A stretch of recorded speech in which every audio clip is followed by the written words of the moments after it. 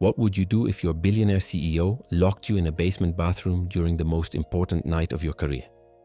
Ashley Rodriguez was supposed to be announcing an $85 million Microsoft partnership to 500 Fortune 500 executives at the Bellagio's Grand Ballroom in Las Vegas. Instead, she's trapped 4 floors below in an industrial service bathroom, pounding her bleeding fist against cold metal doors that won't budge. Her $3,000 Valentino gown is torn, there's no cell service, and the stench of bleach is making her sick. Above her head, she can hear the faint vibration of applause and music. Her gala is happening without her. 2 hours ago, Sterling Tech's CEO, Robert Sterling, sent security guards to escort her away for an urgent Microsoft contract discussion. Bullshit. This isn't about any contract. This is about 10 months of rejecting his advances, about choosing Marcus Johnson over him, about refusing to be another conquest for Silicon Valley's most manipulative predator. While Ashley screams into concrete walls, Sterling is upstairs telling 500 tech executives that she abandoned them for a family emergency. His assistant Monica is stealing Ashley's presentation, claiming credit for the Microsoft deal Ashley spent 6 months negotiating. Marcus sits alone at their VIP table, confused and hurt, probably thinking Ashley chose her career over their relationship. But Sterling made one fatal mistake when he trapped Ashley in that basement bathroom. He gave her access to his Las Vegas business files as punishment duty, not realizing he was handing her the evidence that would send him to federal prison for 22 years. What Sterling couldn't have predicted was that his perfect revenge plan contained the seeds of his own destruction. But how does a marketing director locked in a bathroom bring down a $200 million CEO? To understand how Ashley Rodriguez ended up trapped in that Bellagio bathroom, we need to go back 10 months earlier to when this nightmare began. Ashley had just been promoted to marketing director at Sterling Tech Solutions, a prestigious Silicon Valley firm that appeared to be everything she dreamed of. Cutting-edge technology, Fortune 500 clients, and a $180,000 salary that could finally support her family's mounting medical bills. Her mother, Maria Rodriguez, had been battling stage 3 breast cancer for 2 years, and the experimental immunotherapy treatments at Cedars-Sinai Medical Center were costing $18,000 per month, money that insurance companies refused to cover because they deemed the treatments investigational. Ashley's premium health benefits package was literally keeping her mother alive. Every morning, she'd video call Maria from her corner office overlooking San Francisco Bay, watching her mother's brave smile despite the exhaustion from chemotherapy sessions. But Ashley's professional success came with an unwanted shadow: CEO Robert Sterling's obsessive attention. At first, it seemed harmless. Compliments on her marketing campaigns, invitations to exclusive client dinners, expensive gifts for the whole team, that somehow always ended up being personal items clearly meant for her. Sterling, 52 years old with silver hair and a $200 million net worth, had built Sterling Tech Solutions from a garage startup into a Silicon Valley powerhouse. He was used to getting everything he wanted. The first direct advance came during a late-night strategy session in his executive suite. "Ashley, you're brilliant," Sterling had said, moving uncomfortably close as she presented Q3 marketing projections. "We make a perfect team. I think we should explore that partnership more, intimately." Ashley had deflected professionally, citing company policies and her focus on her career. Sterling's smile never wavered, but something cold flickered in his eyes. Over the following months, Sterling's pursuit intensified. Private lunches at exclusive Nob Hill restaurants where he'd discuss expanding her role. Weekend retreats to his Lake Tahoe estate under the guise of our executive team building. Each time Ashley declined, Sterling's demeanor grew more possessive. He began micromanaging her projects, demanding she work late when other executives had gone home, finding excuses to call her into his office multiple times daily. "You know, Ashley," Sterling had said during one particularly uncomfortable encounter, "I've built this company by surrounding myself with the right people. Loyalty is everything in Silicon Valley. I reward loyalty very generously, but disloyalty?" He'd let the threat hang in the air while fingering her latest marketing reports. Ashley confided in her mother during their daily calls, but Maria was too weak from treatments to offer much beyond encouraging her daughter to stay strong, Mija. Ashley couldn't quit, not with Maria's experimental treatments showing promising results. The cancer markers were dropping, but stopping treatment now could be fatal. Everything changed when Marcus Johnson arrived. The 33-year-old African-American financial analyst had been recruited from Goldman Sachs with an impressive portfolio of Fortune 500 client relationships. Tall, intelligent, and genuinely kind, Marcus brought a refreshing authenticity to Sterling Tech's often cutthroat environment. He'd grown up in Oakland, earned his MBA from Wharton, and spent 5 years analyzing tech acquisitions for Goldman's West Coast division. Ashley and Marcus connected immediately over shared values. Both had overcome significant obstacles to reach Silicon Valley's elite circles. Both supported family members through difficult times, and both believed in building authentic professional relationships rather than playing political games. Their first coffee meeting to discuss quarterly financial projections turned into a 3-hour conversation about everything from their families to their dreams for the future.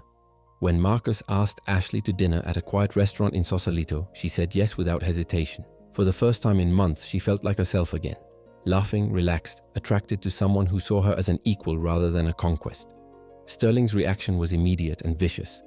During the next Monday's executive meeting, his usual polished demeanor cracked as he watched Ashley and Marcus exchange knowing glances. After the meeting, Sterling cornered Ashley in the hallway. "I see you found time for socializing," Sterling said, his voice carrying a dangerous edge. "I hope you remember that your position here depends on maintaining proper focus and priorities. Some choices can be very costly." The threats escalated quickly. Sterling began scrutinizing Ashley's work with obsessive detail, rejecting marketing campaigns that had previously earned praise, scheduling mandatory weekend work sessions, and making increasingly inappropriate comments about her decision-making abilities in front of other executives. But what truly enraged Sterling wasn't just Ashley's rejection, it was her choice of Marcus. In Sterling's twisted worldview, no Latina executive had ever chosen another man over him, especially not a black analyst who reminded him daily that merit, not manipulation, should determine success in Silicon Valley. Sterling's obsession had transformed into something darker, a need to destroy not just Ashley's career, but her happiness, her relationship, and everything she'd built. The Las Vegas Gala would be his perfect opportunity. How far would a billionaire CEO go to punish a woman who dared choose love over fear? And could Ashley survive what Sterling was planning for that glittering night in Las Vegas? The Sterling Tech Solutions Annual Innovation Gala was Ashley's masterpiece. 8 months of meticulous planning culminating in what would be the most important night of her Silicon Valley career.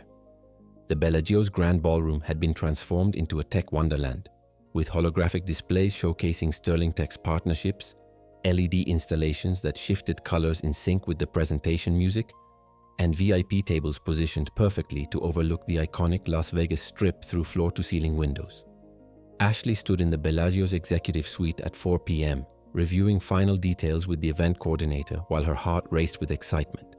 500 of Silicon Valley's most powerful executives would be there. CEOs from Oracle, Salesforce, Adobe, and dozens of Fortune 500 companies. But the crown jewel of the evening would be her announcement of Sterling Tech's $85 million partnership with Microsoft, a deal she'd been negotiating for 6 months through countless late-night video calls and strategic presentations. "Ms. Rodriguez, the Microsoft executives just arrived," the coordinator announced. "They're requesting a private meeting before the cocktail reception begins." Ashley smoothed her $3,000 Valentino gown, a stunning deep emerald that Marcus had helped her choose during a weekend shopping trip to Union Square. Tonight wasn't just about professional triumph. It was her chance to officially introduce Marcus to Silicon Valley's elite as her partner. She'd reserved the best VIP table, positioned where they could watch the fountain show between presentations. Marcus had flown in from San Francisco that morning, bringing a bottle of champagne to celebrate what they both knew would be a career-defining moment. "This Microsoft deal is going to change everything," he told her over lunch at the Bellagio's Picasso restaurant. "You're going to be the youngest senior VP in Sterling Tech history."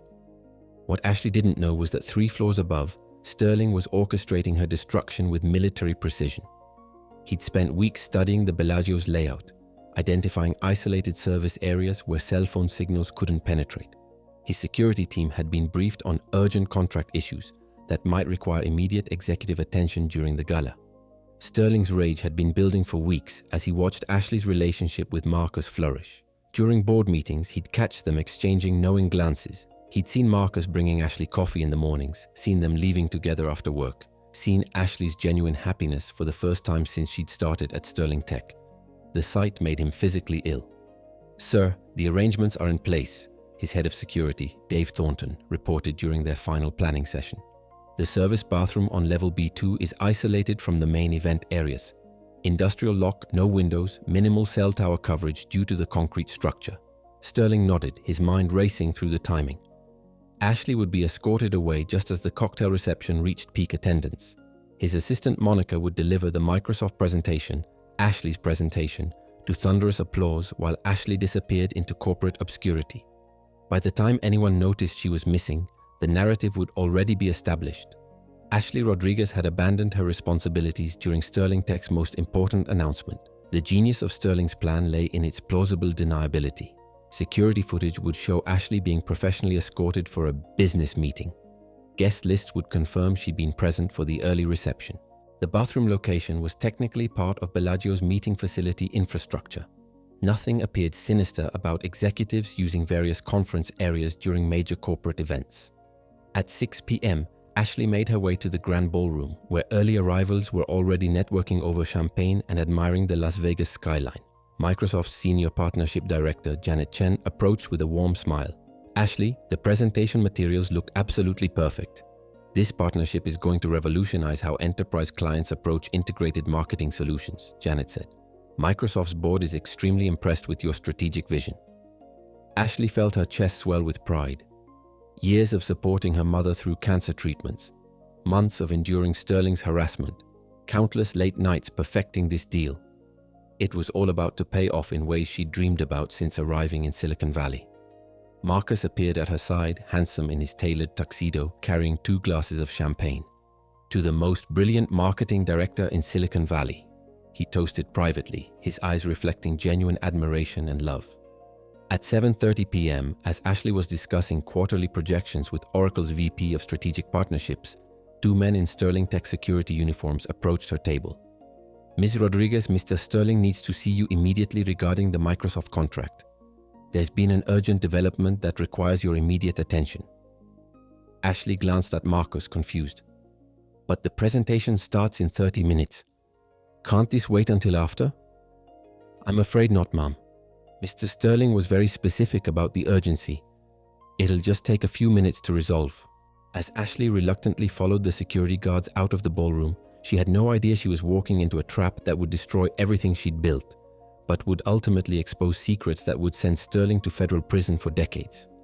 What Ashley couldn't have predicted was that Sterling's perfect plan contained a fatal flaw that would transform her from victim into the architect of his complete destruction. But how do you fight back when you're locked in a basement bathroom while your career burns down 4 floors above? The industrial bathroom door felt like it was mocking Ashley as she pounded against it for the 100th time. Her knuckles were bleeding, her $3,000 Valentino gown was torn at the seams, and the stench of industrial bleach was making her nauseous. Above her head, the faint vibration of music and applause filtered through 4 floors of concrete. Her gala was happening without her. What Ashley didn't know was that Sterling was orchestrating her professional execution with chilling precision.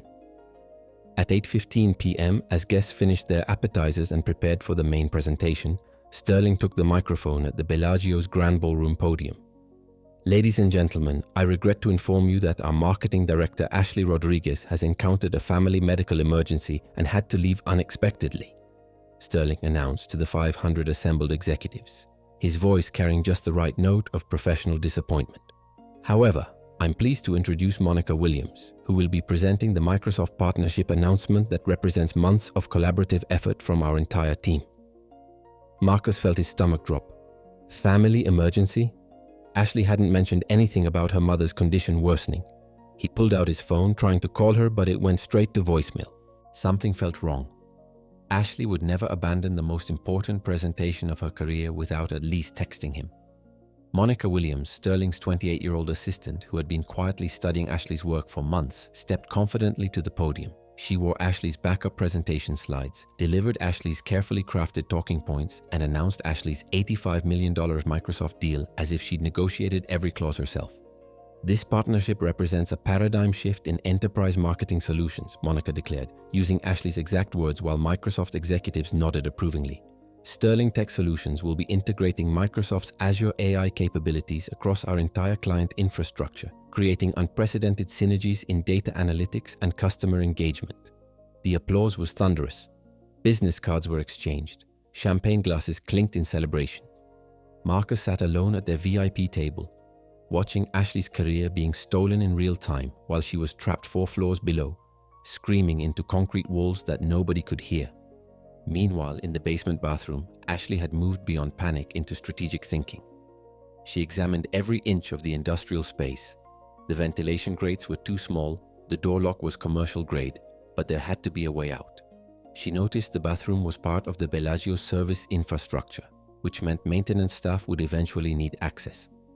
At 11:30 p.m., as the gala was winding down, Ashley heard the blessed sound of keys jangling outside the door. "Hello? Hello! I'm trapped in here," she screamed, her voice hoarse from hours of shouting. The maintenance worker, a middle-aged man named Carlos, nearly jumped out of his skin when he opened the door to find a disheveled woman in an evening gown. "Jesus Christ, lady, what are you doing down here? How long have you been locked in?" 5 hours, Ashley gasped, stumbling out into the service corridor. "I need to get to the ballroom. What time is it?" "Almost midnight, miss.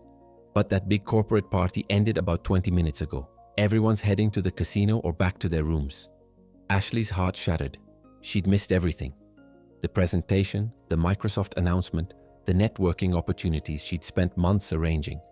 She ran through the Bellagio's maze of corridors, her torn gown trailing behind her, until she reached the grand ballroom.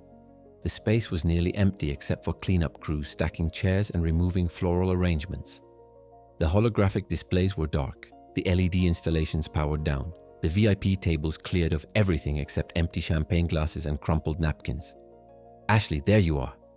Marcus appeared from across the ballroom, his face a mixture of relief and confusion. "Where the hell have you been? Sterling said you had a family emergency, but I've been calling your phone for hours. Your mom is fine. I checked with the hospital." Before Ashley could explain, Sterling materialized with 2 reporters from TechCrunch and Forbes, their cameras already rolling. "Ashley, there you are," Sterling said with manufactured concern. "We were so worried about your family situation. I hope everything is all right with your mother's treatments."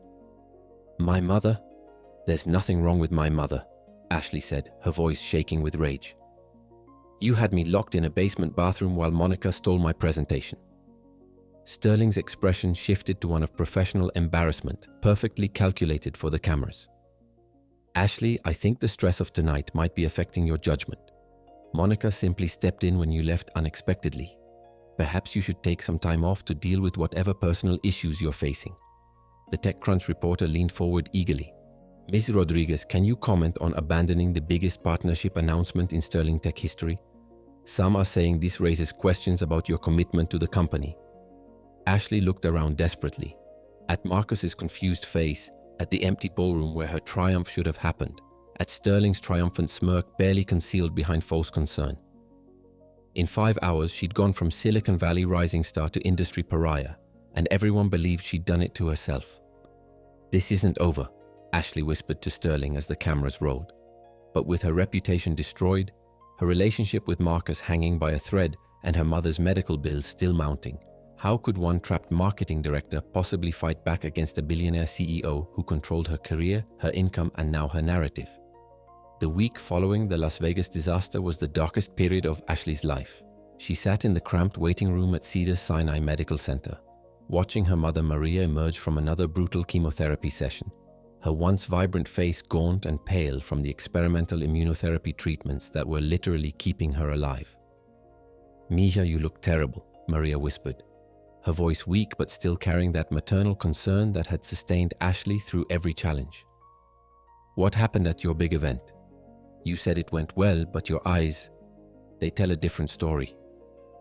Ashley forced a smile, unable to tell her cancer-stricken mother that her career was crumbling while Maria fought for her life. The experimental treatments were working. Maria's latest blood work showed the cancer markers dropping for the first time in months, but each session cost $18,000 that insurance refused to cover because the treatments were still considered investigational. Dr. Sarah Chen, Maria's oncologist, had been blunt during their last consultation. "The immunotherapy is showing remarkable results, but we need to continue for at least 6 more months to ensure the cancer doesn't return. I know the financial burden is enormous, but stopping now could be catastrophic." Ashley did the math obsessively. 6 months, $108,000 in treatment costs. Her Sterling Tech salary and premium health benefits were the only things standing between her mother and death, but every day at the office felt like psychological torture. Sterling had wasted no time implementing his revenge. Ashley's corner office with the San Francisco Bay view had been reassigned to Monica, who now occupied Ashley's desk, used Ashley's computer, and met with Ashley's former clients. Ashley was relocated to a windowless cubicle in the IT support area, surrounded by junior analysts who whispered and stared whenever she walked by. "Rodriguez, I need you to organize my Las Vegas business files," Sterling announced during Monday's staff meeting, his voice carrying a casual cruelty that made Ashley's skin crawl. "Some documents got mixed up during the gala, and I need everything properly categorized. It's detailed work, perfect for someone who needs to rebuild their attention to detail." The humiliation was deliberate and public. Ashley, who had been negotiating multi-million-dollar partnerships just weeks earlier, was now relegated to filing paperwork like an intern. Her colleagues avoided eye contact, afraid that association with her professional downfall might contaminate their own careers. Marcus tried to be supportive, but the confusion and hurt in his eyes was impossible to ignore. "Ashley, I need you to tell me what really happened in Las Vegas," he said during what had become their increasingly rare dinner dates. "Your story about being locked in a bathroom sounds... I want to believe you, but it's so bizarre. And now you're acting like a completely different person." How could she explain that Sterling's psychological warfare was working exactly as intended? That she was trapped between her mother's medical needs and her own self-respect? That every day she stayed at Sterling Tech felt like betraying herself? But leaving meant potentially signing her mother's death warrant? The breaking point came during a particularly brutal week when Maria's white blood cell count dropped dangerously low, requiring an emergency hospital stay that added another $15,000 to their mounting medical bills. Ashley sat beside her mother's hospital bed, watching the IV drip that was costing $200 per hour, when her phone buzzed with a text from Sterling. "Need those Vegas files organized by tomorrow. Hope your family situation isn't interfering with your work commitments." Ashley stared at the message, her hands shaking with rage and desperation. Her mother was fighting for her life while Sterling played sadistic games with their livelihood. Maria, despite her weakened state, noticed her daughter's distress. "Ashley, whatever is happening at work, you need to remember who you are," Maria whispered, her thin hand gripping Ashley's with surprising strength. "Your grandmother didn't cross the border with nothing so that her granddaughter could let some pendejo destroy her spirit. Fight back, mija. But fight smart." That night, alone in her apartment overlooking the Oakland Bay Bridge, Ashley made a decision that would change everything. She couldn't quit. Her mother's life depended on those premium health benefits, but she wouldn't be Sterling's victim anymore. If he wanted her to organize his Las Vegas files, she'd do exactly that. She'd organize them so thoroughly that she'd know every detail of his business operations. As she prepared for another day of humiliation at Sterling Tech, Ashley didn't realize that her punishment duty would become Sterling's fatal mistake. Hidden within those Las Vegas business files were secrets that would transform her from corporate victim into the architect of his complete destruction. But how do you build a case against a billionaire CEO when you're just a disgraced marketing director organizing his paperwork? And what explosive evidence was Sterling carelessly letting her access? Ashley spent the next 3 weeks methodically organizing Sterling's Las Vegas business files in her windowless cubicle, a task designed to humiliate her while keeping her isolated from meaningful work. The irony wasn't lost on her. Sterling had given her access to his most sensitive documents as punishment, not realizing he was handing her the keys to his destruction. The first red flag appeared on a Tuesday morning as Ashley sorted through expense reports from the Bellagio gala. Sterling had claimed $47,000 in client entertainment expenses for the event, but Ashley knew the actual catering costs were $23,000. She'd negotiated the contracts herself. Where had the extra $24,000 gone? As she dug deeper into the Las Vegas files, a disturbing pattern emerged. Sterling had been filing expense reports for Nevada business development meetings every month for the past 3 years, always coinciding with major Las Vegas events, fight nights, concerts, high-stakes poker tournaments. Each trip cost the company between $15,000 and $30,000, supposedly for potential client acquisition and market research. But Ashley had handled Sterling Tech's client acquisition for 2 years, and she'd never seen a single Nevada-based client contract materialize from these expensive trips. More suspicious, Sterling always traveled to these business meetings alone, despite company policy requiring at least 2 executives for major client development initiatives. Ashley created a spreadsheet tracking every Nevada expense over the past 3 years. The numbers were staggering. $1.2 million in Morro's business development cost with 0 documented client acquisitions. But Sterling was too smart to embezzle money so obviously. There had to be more to his scheme. The breakthrough came when Ashley discovered a folder labeled Nevada Strategic Partnerships. containing LLC registration documents for companies she'd never heard of: Desert Rose Development, Sierra Investment Solutions, and Mojave Tech Consulting. According to the paperwork, Sterling Tech had paid these companies a combined $3.8 million over 3 years for strategic consulting services and market analysis. Ashley's Goldman Sachs training with Marcos had taught her to spot shell companies, and these Nevada LLCs had all the hallmarks: minimal online presence, post office box addresses, and incorporation dates that perfectly aligned with Sterling's increased Nevada travel. When she cross-referenced the LLC addresses with property records, her suspicions were confirmed. Desert Rose Development's registered address matched a luxury condo in Henderson, Nevada, purchased by Robert Sterling in 2022 for $850,000 cash. Ashley working late again? Jennifer Walsh's voice made her jump. The 38-year-old corporate legal counsel stood in the cubicle entrance, her usually composed expression showing concern. "You've been here past 9 p.m. every night this week." Jennifer had been watching Ashley's systematic destruction with growing discomfort. As Sterling Tech's legal counsel, she'd noticed increasing irregularities in the company's financial filings, but she'd assumed they were simple accounting errors. Now, seeing Ashley's methodical work on Sterling's files, she sensed something more sinister. "Just organizing Mr. Sterling's business documents," Ashley replied carefully, not sure if Jennifer was an ally or another Sterling loyalist gathering intelligence. Jennifer stepped closer, lowering her voice. "Ashley, can I speak with you privately? There's something I think you should know." She glanced around the empty office, then gestured toward the conference room.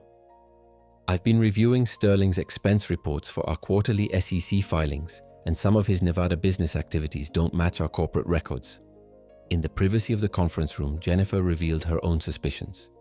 "Sterling's been pressuring me to approve expense reports that don't have proper documentation.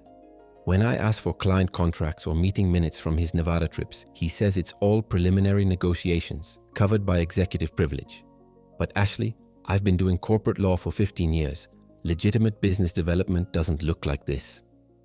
Jennifer pulled out her laptop, showing Ashley the legal compliance red flags she'd been documenting: unexplained wire transfers to Nevada LLCs, expense reports submitted without required supporting documentation, and monthly payments to consulting firms that had no apparent business relationship with Sterling Tech's actual operations. "I think Sterling is using company funds for personal expenses," Jennifer said quietly. "But I needed someone with detailed knowledge of his activities to help me understand the full scope. When I saw you working on his Las Vegas files, I realized you might be the only person who could help me piece this together." Ashley made a calculated decision to trust Jennifer. She showed her the Nevada LLC documents, the property records linking shell companies to Sterling's personal real estate purchases, and the spreadsheet tracking $1.2 million in unexplained Nevada expenses. Jennifer's face went pale as she reviewed the evidence. "Ashley, this isn't just embezzlement. This is securities fraud. Sterling is stealing money from a publicly traded company and using shell corporations to hide the theft. This could result in federal criminal charges." Together, they spent the next 2 hours connecting the dots. Sterling's Nevada business trips coincided with payments to his shell companies. The luxury Henderson condo purchased by Desert Rose Development was listed on Airbnb as Sterling's Desert Retreat, a clear personal use of corporate funds. Sierra Investment Solutions had paid for a $120,000 Tesla and a $200,000 boat, both registered to Robert Sterling personally.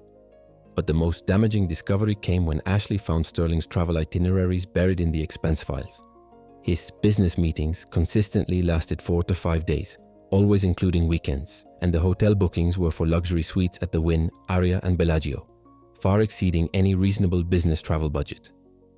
"There's something else," Jennifer said, her voice barely a whisper. "I've been getting calls from someone claiming to be Sterling's wife in Nevada. She's been asking about his corporate insurance beneficiaries and wanting to know about company death benefits. But Sterling is married to Patricia in Marin County. I've processed their joint tax documents for years." Ashley's blood ran cold. "He has 2 families?" Jennifer nodded grimly. "I think Sterling has been using Sterling Tech as his personal bank account to support a secret life in Nevada. The shell companies, the property purchases, the excessive travel expenses, it's all designed to funnel corporate money into maintaining his double life." As they sat in the conference room surrounded by evidence of Sterling's elaborate fraud scheme, Ashley realized they had uncovered something much bigger than workplace harassment or career sabotage. Sterling had been systematically stealing from Sterling Tech's shareholders for years, using sophisticated financial instruments to hide millions of dollars in theft. "We need Marcus," Ashley said finally. "His experience with financial forensics at Goldman Sachs could help us trace the money trail and build an airtight case. But Jennifer, if we pursue this, Sterling will try to destroy us both. He's already ruined my reputation. He won't hesitate to frame us for the crimes he's committed." Jennifer's expression hardened with determination. "Ashley, Sterling trapped you in that bathroom because he knew you were strong enough to threaten his control. He's been stealing from this company for years while treating employees like property. I became a corporate lawyer to protect companies from exactly this kind of fraud. We're going to stop him." As they prepared to leave the office with copies of the incriminating documents safely stored on encrypted drives, Ashley felt something she hadn't experienced since the Bellagio bathroom: hope. Sterling had made the fatal mistake of giving her access to his secrets while underestimating her intelligence and determination. But building a federal case against a billionaire CEO would require more than financial documents. They needed Sterling to incriminate himself, and that meant setting a trap that would force him to reveal the full extent of his criminal enterprise. How do you catch a master manipulator who's been playing these games for years? Ashley, Jennifer, and Marcus spent the next 6 months building an airtight federal case while Sterling continued his arrogant embezzlement, unaware that every Nevada transaction was being meticulously documented by the FBI's Financial Crimes Unit.